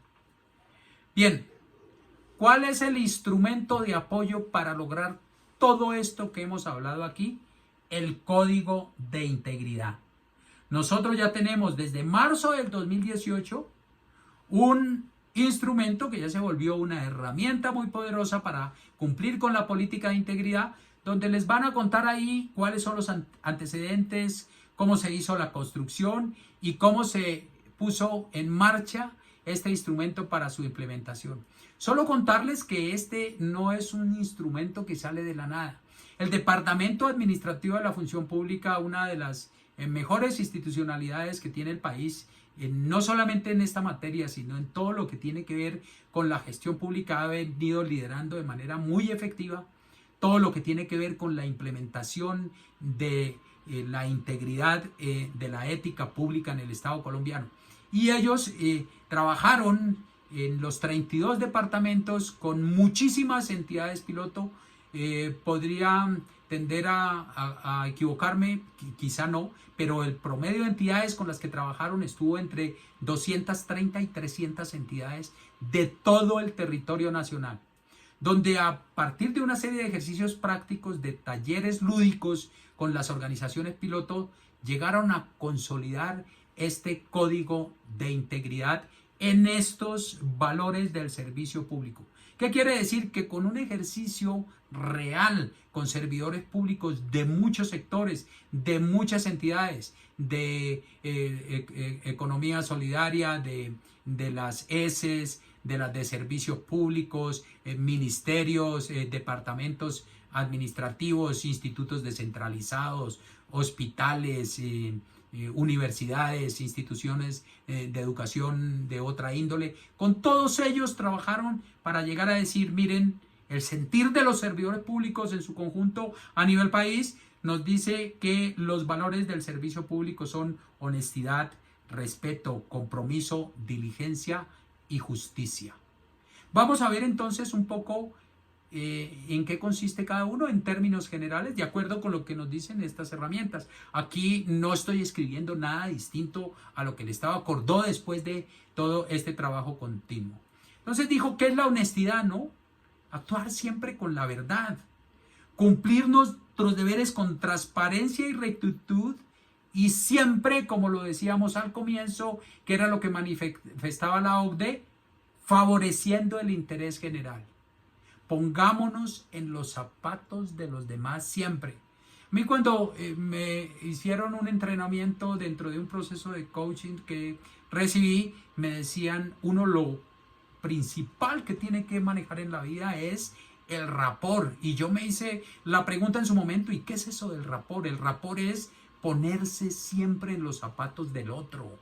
¿Sí? Algunos dicen que cuando hay un rapport al máximo, es decir, cuando uno siente como si fuera el otro, y esto es muy asociado también a la prestación del servicio, cuando uno siente que es ese campesino que llega, no lo estoy diciendo despectivamente, ese trabajador del campo que llega 8 horas de donde él tiene sus cultivos a pedir una interacción con el Estado, y yo siento que soy él, ahí es cuando yo estoy muy fuerte en considerar que debe primar es el interés general antes que el particular. Y eso es lo que se llama rapport. Y cuando yo actúo con mucho rapport, entonces estoy generando algo que se llama el feeling, ¿no? El feeling es esa empatía que tengo con mi semejante, en este caso asociado al tema del servicio. Entonces la honestidad tiene que ver mucho con eso. No solamente con que todas mis actuaciones tengan que ver con la absoluta verdad y la certeza de lo que estoy diciendo, sino que prime ese interés general. Y hay algunas cosas que nos dice el código de lo que yo hago, ¿no? Entonces, ahí ustedes las están viendo en pantalla. Si quieren, analicemos cada una de ellas. Siempre digo la verdad, incluso cuando cometo errores, porque es humano cometerlos, pero no es correcto esconderlos. Siempre vayan con la verdad, a costa de lo que sea, ¿sí? Acuérdense lo que dice la misma Biblia, ¿no? La verdad nos hará libres. Luego, siempre van con la verdad. Segundo, cuando tengan dudas respecto a la aplicación de mis deberes, busco orientación en las instancias pertinentes al interior de mi entidad. Se vale no saberlo todo y se vale pedir ayuda. Si no nos creamos saberlo todos.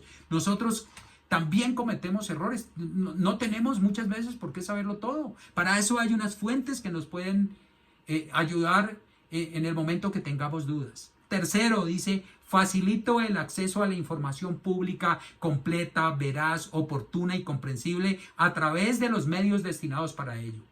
Y qué bueno aquí cumplir con esa ley 1712 de 2014 que habla precisamente de eso, ¿no? De que debemos ser un canal que le facilita al ciudadano toda la información.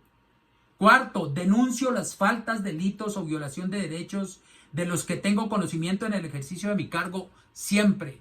Muchas veces se piensa que son las oficinas de control interno, que es el auditor interno el que tiene que hacer esas denuncias, ¿cierto? De cualquier tipo, ¿no? No necesariamente que tengan una incidencia de corrupción, pero cualquier denuncia, no se necesita cualquier servidor público que detecte dentro del ejercicio de sus funciones que se está cometiendo algo irregular, tiene esa obligación de manifestarlo y de ponerlo en conocimiento. Eso forma parte de la honestidad. Cuando me lo callo, entonces ahí sí ya puedo decir que estoy infringiendo este valor fundamental. Y apoyo y promuevo los espacios de participación, ¿no? Para que los ciudadanos hagan parte de las decisiones que toma el Estado. Y ya lo vimos, ¿no? Planeación participativa, colaboración en el seguimiento a los proyectos, participación en el análisis de las tomas de decisiones cuando ya tengo los resultados de los indicadores y de las decisiones. Eso es lo que se llama la participación ciudadana en todo el ciclo de la gestión pública. Entonces yo tengo que promover eso, tengo que apoyar esa doble vía con los ciudadanos. Bien, y lo que no hago en materia de honestidad, ¿no? No le doy trato preferencial a personas cercanas para favorecerlos en un proceso en igualdad de condiciones. Nada. Todos tenemos las mismas condiciones. Yo no tengo por qué preferenciar a nadie. Yo no tengo por qué sesgarme. Yo siempre tengo que tener claro que el trato no debe ser preferencial. A todos por igual. Y ahí yo comienzo a impactar muy bien este tema de la honestidad. No acepto incentivos, favores, ni ningún otro tipo de beneficios que me ofrezcan personas o grupos que estén interesados en un proceso de toma de decisiones. Se entiende perfectamente, ¿no? Porque si yo llegara a aceptar cualquier cosa de estas que se interpreta como un incentivo, un favor o cualquier otro tipo de beneficio, pues ahí ya estoy configurando un riesgo de corrupción, ¿cierto? O mejor, lo estoy materializando, ¿cierto? Porque acuérdense que el riesgo de corrupción en definición dice es cuando por acción o por omisión, o sea, por actuar o dejar de actuar, yo hago un uso indebido del poder, de los recursos, de la información, le genero un detrimento a mi entidad y por ende al Estado para favorecer a un tercero recibiendo un incentivo, un favor o cualquier otro beneficio. Entonces, ojo con eso porque pueden tipificar un riesgo de corrupción. Tercero, no uso recursos públicos para fines personales relacionados con mi familia, mis estudios y mis pasatiempos. ¿Listo? Esto incluye el tiempo de mi jornada laboral, los elementos y bienes asignados para cumplir con mi labor, entre otros. Ustedes siempre oyen decir los ejemplos típicos que a veces se ven elementales, que no hay que llevarse el papel de la oficina, ni los lápices, ni utilizar al conductor para que me ayude a hacer el mercado, para que me recoja a los niños en el colegio. Pues sí, señores, eso también tiene que ver con una conducta atípica que está afectando la honestidad, porque esos son recursos públicos. Y los recursos públicos, como lo dijo Mocus en algún momento, son recursos sagrados. Y no soy descuidado con la información a mi cargo. Siempre tengo que tener todo en orden, ser muy expedito en alimentar lo que tenga que alimentar, tener todas las cosas en orden. Bien, segundo, el respeto. ¿Cómo se interpreta el respeto dentro de la integridad a nivel Estado? Nos dice, reconozco, valoro y trato de manera digna a las personas, con sus virtudes y defectos, sin importar su labor, su procedencia, títulos o cualquier otra condición. Qué importante que es el trato digno, ¿no? Inclusive el Estado, viendo que aquí habían grandes deficiencias, genera un instrumento, una herramienta, todo un manual que nos enseña a los servidores públicos sobre el trato digno. Imagínense a lo que llegamos, a tener que sacar recomendaciones orientadas en documentos para fortalecer este valor fundamental del servidor público como es el trato digno a las personas. ¿Y cómo lo vamos a hacer? Atendiendo con amabilidad, con igualdad, con equidad a todas las personas en cualquier situación que se presenten ellos ante nosotros, ¿no? ¿A través de qué? De la forma en que nos dirigimos, nuestras palabras, nuestra corporalidad, que son nuestros gestos, nuestras actitudes, siempre sonrientes, siempre dispuestos, sin importar que el que tengamos al frente sea una u otra persona. Por eso aquí se habla de la condición social, económica, religiosa, étnica o de cualquier otro orden. Entonces, atenderlos con mucha amabilidad. Y fíjense cómo ustedes, esto de la amabilidad, que es una característica propia del respeto, lo tienen también dentro de uno de sus valores fundamentales adicionales a los 5 valores que nos da el Estado a través del Código de Integridad. Soy amable todos los días. Esa es la clave siempre. Uno debe ser feliz. Uno siempre estar dispuesto. Tiene que tener actitud de servicio siempre. Eso, además de llevar un mensaje en la comunicación asertiva a ese ciudadano al que ustedes están sirviendo, también es salud mental. Va a ser calidad de vida para ustedes. Siempre estar en esa disposición, en ese sentido de la amabilidad, tener la sonrisa siempre cuando se presta el servicio. Estoy abierto al diálogo y a la comprensión, a pesar de perspectivas y opiniones distintas a las mías. Yo tengo que respetar los puntos de vista, siempre tengo que tener la mente abierta. Nadie puede opinar igual que yo. Tenemos que siempre ser democráticos en ese sentido, ¿no? Siempre las cosas se solucionan escuchando y hablando con la otra persona. Y eso también forma parte de esto que se llama el respeto. No siempre voy a tener la verdad. Démonos la oportunidad de escuchar los puntos de vista de los demás.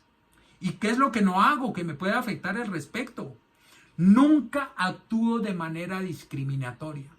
No hay cosa más horrible que sentirse discriminado, que ser atendido por una persona que sea grosera, una persona que sea hiriente. Bajo ninguna circunstancia, por favor, lo vayan a hacer, porque eso es lo peor para el usuario de un servicio. Sentirse agredido es lo peor, se lo repito. Jamás basan sus decisiones en presunciones, estereotipos o prejuicios. Recuerden que las presunciones no son nada, porque las presunciones se vuelven supuestos que están basados en la nada, ¿sí? Ni en estereotipos, que son esos patrones mentales o paradigmas que tenemos intronizados en nuestro cerebro y que pensamos que ese es el deber ser y que los tomamos en un momento como referencia para manifestar una conducta. Entonces, aléjense de los estereotipos. Siempre ustedes van a estar basando sus decisiones es en la verdad, ni mucho en prejuicios, ¿no? Muchos actúan en torno a un prejuicio, al que dirán, a cosas como esas. Aquí todo eso es lo que no debemos hacer. No debemos agredir, no debemos ignorar, no debemos maltratar a los ciudadanos e inclusive a sus otros servidores públicos amigos, porque eso también está afectando lo que se llama el respeto. Tercero, el compromiso. Soy consciente de la importancia de mi rol como servidor público y estoy en disposición permanente para comprender y resolver las necesidades de las personas con las que me relaciono en mis labores cotidianas, buscando siempre mejorar su bienestar. Fíjense, buscando siempre mejorar su bienestar. Entonces ustedes deben saber cuál es su rol. Para eso existen unos manuales de funciones y competencias laborales, donde está clarita cuál es la misión no solamente de la dependencia, sino que ahora en ese nivel de detalle que se llevan los manuales de funciones y competencias laborales o de requisitos por cada cargo, allí también está la misión o el rol de lo que usted desempeña. Está bien discriminado cuáles son las competencias técnicas y funcionales que están asociadas mucho al tema de la escolaridad. Pero también ustedes van a encontrar ahí las competencias que tienen que ver con el saber hacer, o sea, las destrezas y habilidades que yo necesito para hacer mi tarea. Y están también las competencias comportamentales, competencias asociadas a la conducta. Entonces ustedes ahí van a encontrar todo ese rol perfectamente definido. ¿Por qué? Para que no se pueden equivocar, tienen que comprometerse con eso. Y para que cumplan con esas competencias integrales, pues hay una relación de funciones. Funciones que a su vez se ejecutan con tareas que están asociadas a los procedimientos, que a su vez responden a las actividades de unos procesos, que a su vez responden a unos proyectos de la organización. Entonces hay una asociación entre los compromisos de su rol con las intenciones corporativas. Ahí era cuando Stephen Covey decía qué bueno que la estrategia, que es la intención corporativa, esté alineada con la conducta individual, que son los compromisos del rol de cada uno de ustedes. Pero como estamos hablando aquí de los valores, pues ustedes tienen que ser conscientes de la importancia de su rol dentro del contexto de una organización para cumplir con él. Entonces, ¿qué es lo que debemos hacer para que eso se haga bien? Asumo mi papel como servidor público, entendiendo el valor de los compromisos y responsabilidades que he adquirido frente a la ciudadanía y al país. Fíjense que eso se oye mejor y se ve muy filosófico, pero realmente es lo que es un servidor público, ¿no? El que asume un papel para servir. Por eso se llama servidor público, ¿no? Porque estamos para eso, para generar un valor a una ciudadanía que nos está requiriendo, que nos está solicitando que le pongamos atención. Segundo, siempre estoy dispuesto a ponerme en los zapatos de las personas. Se los mencionaba, ponerme en los zapatos del otro es lo que se conoce como el rapport, ¿no? Y cuando yo me coloco en los zapatos de las otras personas, es cuando comienzo a sentir ese verdadero sentido del servicio y actúo de manera adecuada. Entender su contexto, sus necesidades, sus requerimientos, es el fundamento de mi servicio y labor. Tercero, escucho, atiendo y oriento a quien necesite cualquier información o guía en algún asunto público. Siempre estar dispuesto a tener esa escucha activa, esa comunicación asertiva. La escucha activa es dejar a la persona que manifieste. ¿Sí? Como los buenos vendedores, el buen vendedor no es el que habla y habla y habla como un loro, el buen vendedor es el que escucha, pero con una escucha muy activa, con los 5 sentidos. Eso es lo que hay que hacer, aprender a escuchar al usuario del servicio para poder atenderlo muy bien, para poder orientarlo en todo lo que él necesite, para poder guiarlo. Cuarto, estoy atento siempre que interactúo con otras personas sin distracciones de ningún tipo. Eckhart Tolle, que es un escritor alemán muy conocido, habla en su libro de El aquí y el ahora, en que nosotros tenemos que estar siempre concentrados en lo que nos está sucediendo ya. ¿Sí? El pasado no existe. El presente ya pasó, el futuro es ahora. Luego nosotros siempre tenemos que estar concentrados es en lo que estamos. Nosotros no podemos estar dispersos. Si nos invitaron a esta charla de hora, 15 minutos, hora y media, de pronto es porque vamos a sacarle el mayor provecho y no vamos a estar chateando, no vamos a estar en otras cosas. Lo mismo sucede con quienes nosotros atendemos cuando le prestamos un servicio. No podemos distraernos, estamos en lo que estamos. Y por último, prestar un servicio ágil, ¿cierto? Un servicio de calidad. Un servicio que demande una respuesta oportuna. Esto quiere decir que nosotros no podemos responderle al ciudadano cuando querramos, sino cuando sea oportuno para él, de manera muy ágil. Porque dependiendo de eso vamos a lograr tener un impacto positivo para aumentar esa confianza. Y lo que no hay que hacer, nunca trabajen con una actitud negativa.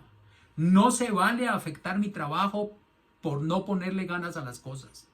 Trabajen con todo el interés, con toda la fuerza, con toda la pasión. Cuando uno trabaja con pasión lo que hace, ni siquiera eso se llama trabajo. Mire, los científicos que han estudiado esto han llegado a concluir que cuando uno lo que hace lo hace con pasión, eso no es trabajo, porque ustedes están disfrutando lo que hacen. Cada cosa que hacemos tenemos que hacerla disfrutándola. Y para poder hacer eso tenemos que hacerlo con mucha pasión. Nunca llego a pensar que mi trabajo como servidor es un favor que le hago a la ciudadanía. Es un compromiso, es un orgullo. Siempre siéntanlo así. A veces, no, es que pensamos, es que le estamos haciendo un favor. Nosotros nos debemos a la ciudadanía cuando trabajamos en el sector público. Cuando somos parte de la estructura administrativa pública del Estado, es porque nos debemos a esas personas que se llaman ciudadanos, que en el modelo integrado de planeación y gestión se les ha denominado grupos de valor. No asumo que mi trabajo como servidor es irrelevante para la sociedad. Cuando no le damos la importancia a lo que hacemos y pensamos que lo que hacemos tiene poco valor agregado con respecto a eso que se llama la sociedad, que es el conjunto de todos los ciudadanos, pues seguramente que esa desidia va a ser de que le mermemos importancia a nuestra labor. Y lo que hacemos como servidores públicos es muy, pero muy importante. Y finalmente, jamás ignoro a un ciudadano y sus inquietudes. No vayan a restarle importancia. Lo que nos dicen a nosotros las personas con las que interactuamos permanentemente, en este caso en el servicio público, los ciudadanos, es tan fundamental que seguramente de lo que capturemos, de lo que ellos nos digan, podemos resolver muchas cosas. Bien, diligencia. Cumplo con los deberes, funciones, responsabilidades asignadas a mi cargo de la mejor manera posible, con atención, prontitud, destreza y eficiencia, para así optimizar el uso de los recursos del Estado. Esto es dar respuesta oportuna cuando sea requerida y cuando sea necesario. Y tiene que ver mucho con el cumplimiento de mis deberes. Y fíjense que si yo no actúo con diligencia, ya podría estar tipificando una falta, ¿cierto? Y podría ser una falta gravísima, que puede considerarse ya desde todo punto de vista un sujeto disciplinado, si lo podríamos llamar de esta manera. Este valor es fundamental, porque nosotros tenemos que cumplir con esos deberes, porque por eso también estamos recibiendo un salario, si lo podemos llamar así, ¿cierto? y lo estamos recibiendo de manera permanente. Inclusive ustedes siéntanse privilegiados que en este momento de confinamiento que estamos viviendo a nivel global, ¿sí?, siguen percibiendo ese salario. Entonces más compromiso deben tener con esa ciudadanía que muchos de ellos pues en este momento han sido afectados en todos esos temas de su economía. Lo que hago para que pueda actuar con diligencia: uso responsablemente los recursos públicos para cumplir con mis obligaciones. Lo público es de todos y no se desperdicia. Tomemos como referente otra vez al profesor Mocus cuando decía que los recursos públicos son sagrados. Entonces eso tiene que ver mucho también con esto de la diligencia. Cumplo con los tiempos estipulados para el logro de cada obligación laboral. Al fin de cuentas, el tiempo de todos es oro. Entonces, ojo, ¿no? Porque el tiempo es lo más valioso, no lo podemos desperdiciar cuando estamos en el cumplimiento de nuestros deberes y de nuestras obligaciones. Aseguro la calidad en cada uno de los productos que entrego bajo los estándares del servicio público. No se valen cosas a medias. Todo tenemos que hacerlo bien desde el principio. Por eso los japoneses hablan de eso, ¿no? Hablan del 6 Sigma como una política de gestión de calidad. Hablan del tema de la excelencia, pero dicen que la excelencia en términos amplios no existe porque siempre hablaba una forma de hacer las cosas mejor. Pero sí le dan mucha fortaleza al tema de la mejora continua. Entonces, aseguren siempre la calidad de los productos, bienes o servicios tangibles o servicios intangibles del momento que los comienzan a gestionar, para que no tengan la oportunidad de estar mejorando y mejorando como una labor consuetudinaria, sino que sea, digamos, esporádica. Entonces, siempre actúen con calidad. Siempre soy proactivo comunicando a tiempo las propuestas, ¿cierto? ¿Esto qué quiere decir? Que no hay necesidad de que los ciudadanos les pidan, que esto nazca de ustedes. Generar esas propuestas de mejoras permanentes a la labor. Y lo que no deben hacer en materia de diligencia: no malgasto ningún recurso público. Se entiende por sí solo. No postergo las decisiones ni actividades que den solución a problemáticas ciudadanas o que hagan parte del funcionamiento de mi cargo. Hay cosas que sencillamente no se dejan para otro día. Los norteamericanos les llaman a esto procrastinar, ¿no? Dejar para mañana lo que puedo hacer hoy. Siempre cuando tengan una idea, como lo decía ampliamente Víctor Hugo, no hay mejor momento que el de una idea cuando ésta ha llegado. Entonces pongan en práctica las decisiones, no las posterguen. Eso va siempre en beneficio de la integridad en el servicio. No demuestro desinterés en mis actuaciones ante los ciudadanos y los demás servidores públicos. No hay cosa más desilusionante para uno como grupo de valor o como ciudadano ver frente a un servidor público su desidia, ¿no? Su desinterés por servirlo. No evado mis funciones y responsabilidades por ningún motivo. Nosotros tenemos un instrumento que nos obliga, que es el manual de funciones, y ahí están. Y me puedo volver un sujeto disciplinado si comienzo a evadir esas funciones, ¿no? Que es cuando uno dice, no, eso no me toca a mí, eso le toca a otro. Entonces, siempre tengo que estar respondiendo a mi obligación. Quinta y última, ¿sí? Quinta y última, la justicia, ¿no? Qué importante que es la justicia. Actúo con imparcialidad, garantizando los derechos de las personas, con equidad, igualdad y sin discriminación. Fíjense lo que es la imparcialidad, ¿no? No voy a sesgarme para nadie. Voy a tratarlos a todos por igual. Yo no voy a discriminar, ¿no? Ni por credo, ni por religión, ni por jerarquía, ni por estatus, ni por nada. Para mí todos los grupos de valor son iguales. ¿Qué es lo que voy a hacer para fortalecer esa justicia? Tomo decisiones informadas, ¿sí? Nada lo dejo al azar. Todo tiene que ser objetivo, es decir, tiene que obedecer a evidencias, a una realidad demostrable, a que los datos de donde tomo esa evidencia sean datos confiables. Es muy grave fallar en mis actuaciones por no tener las cosas claras. O sea, no supongan, suponer no es nada, ¿no? Y la nada es nada, porque no está soportada en evidencias. Siempre tienen que tener la claridad de la fuente para poder tomar una decisión, para poder expresar una opinión. Segundo, reconozco y protejo los derechos de cada persona de acuerdo con sus necesidades y condiciones. Qué bien hacer eso, ¿no? Poder uno proteger los derechos de otro para que no sean violentados. Eso forma parte de la justicia. Tercero, tomo decisiones estableciendo mecanismos de diálogo y la concertación entre todas las partes involucradas. Que todos estén, digamos, alineados para poder yo tener la certeza de que lo que estoy haciendo lo estoy haciendo bien.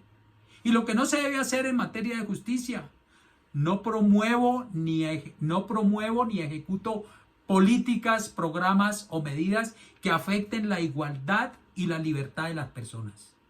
No favorezco el punto de vista de ningún grupo de interés sin tener en cuenta a todos los actores involucrados en la situación, que es escucharlos a todos, ¿cierto?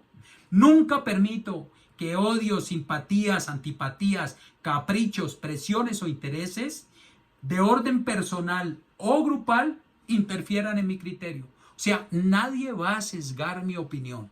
Yo tengo que tener mi propio criterio, pero siempre soportado en evidencias y soportado en la verdad.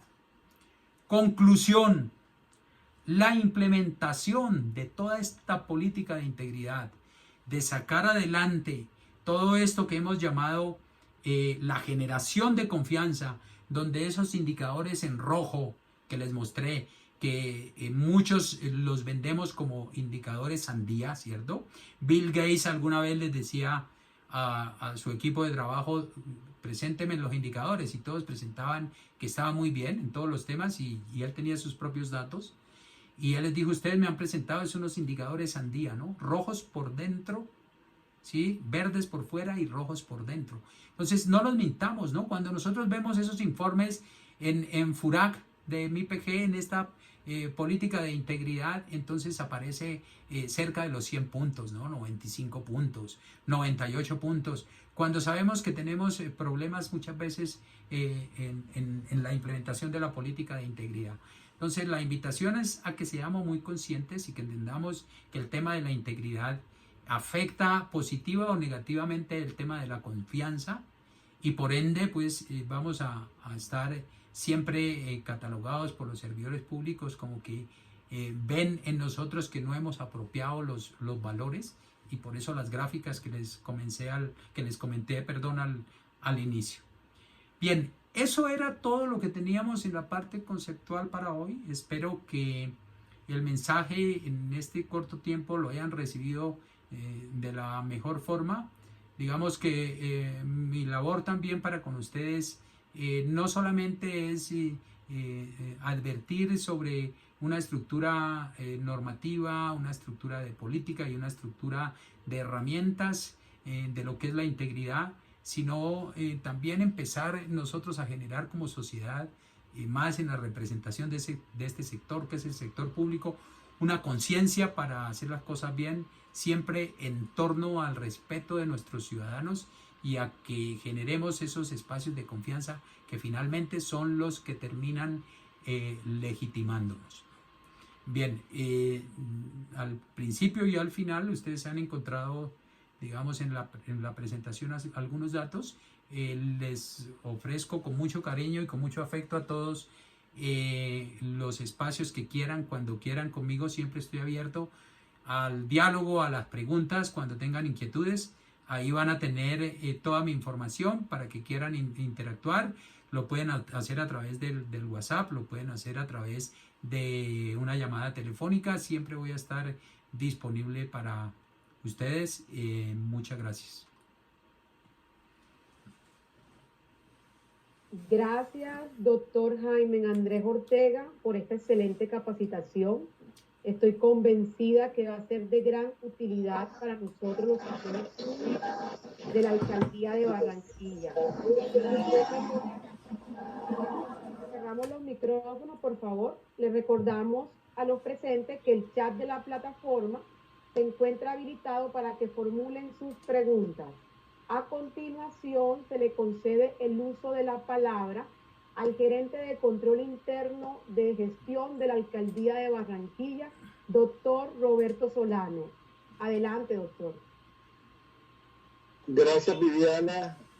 Un saludo para el doctor Jaime Ortega del cual nos conocemos desde hace mucho tiempo. Por eso tuvimos en cuenta su hoja de vida para que nos acompañara en este proceso. Estábamos en deuda con él desde hacía varios años en el hecho de que nos acompañara en algunos de los procesos que venimos desarrollando, y tuvimos en este momento esa oportunidad. Le agradecemos, de verdad que bastante interesante el tema, acorde a todos los procesos que venimos desarrollando en el tema de integridad. No quisimos en este año, no obstante las dificultades que se están sucediendo, dejar a un lado el proceso. Tenemos un equipo excelente de gestión ética, unos impulsores del proceso que han seguido reunidos. A ellos les agradecemos de verdad ese trabajo, esa concientización con la entidad. Al mismo tiempo son los difusores del proyecto, y la verdad es que esto ha sido uno de los programas que han sido abanderados por la Administración Distrital de Barranquilla, y sabemos de que nos llenan de mucho júbilo el hecho de poder contar con un programa de integridad y el cual hay mucha gente comprometida. Les reitero nuestros agradecimientos, doctor Ortega, y bueno, quisiéramos que nos siguiera acompañando en varios de estos eventos. Claro que sí, doctor Roberto, con mucho gusto. Usted ya sabe que mi disponibilidad es total cuando lo requiera. Igualmente, felicitarlo porque yo sé que como evaluador independiente, al ser responsable de la gerencia de control interno de gestión, pues la responsabilidad no solamente de evaluar esta política pública que es la integridad, sino las otras 17 políticas que forman parte del modelo integrado de planeación y gestión van a ser un gran reto. Y sé que las oficinas de control interno, a través de esa labor de evaluación independiente, generan esos planes de mejoramiento que en materia de integridad requieren las entidades públicas para cada vez más ir ganando su legitimidad. Muchas gracias, doctor Roberto. Gracias, doctor Roberto. Gracias nuevamente, doctor Jaime Andrés Ortega Mazorra. Excelente capacitación. En el chat vemos, doctor Jaime, no hay preguntas. Todo está muy claro. Lo felicito por esa excelente intervención. Va a ser de mucha, estoy convencida que va a ser de mucha y de gran utilidad para nosotros los servidores públicos. Muchas gracias, doctora Viviana, por sus palabras. Sé que la intención era llegarles a todos, conocernos y seguir en un proceso muy fuerte en adelante, donde ustedes cada día más van a tener que arraigar esta política de integridad, porque finalmente los servidores públicos podemos tener muchas normas, muchas políticas, muchas herramientas, como de hecho la tienen todas las 18 políticas del modelo integrado de planeación y gestión. Sí, infinidad de normas, infinidad de manuales, instrumentos, guías, herramientas de autodiagnóstico, pero si no tenemos esa cultura de la integridad asociada a estos valores, ¿sí? A los 5 que nos dio el Estado, a los 5 valores que ustedes han considerado incorporar dentro de la Alcaldía Distrital de Barranquilla, pues sería en vano el esfuerzo, porque demanda mucho esa interacción del servidor público en cumplimiento de estos valores para que se logren los resultados, y como lo he dicho reiteradamente, el efecto de esto es la generación de confianza en la gestión de lo público. Muchas gracias, doctor. En el chat solo hay agradecimiento por parte de los servidores públicos de la Alcaldía de Barranquilla hacia usted, que es un privilegio de recibir este conocimiento que nos ha compartido en el día de hoy. A todos los servidores públicos, promotores éticos, muchas gracias por estar en esta transmisión. Bendiciones para todos. Feliz tarde. Muchas gracias a todos por haber estado atentos en este espacio. Muchas gracias. Gracias, doctor Jaime. Muchas gracias a usted también. Bueno, muy bien. Estén bien y buena tarde para todos. Feliz tarde, sí señor, muy amable.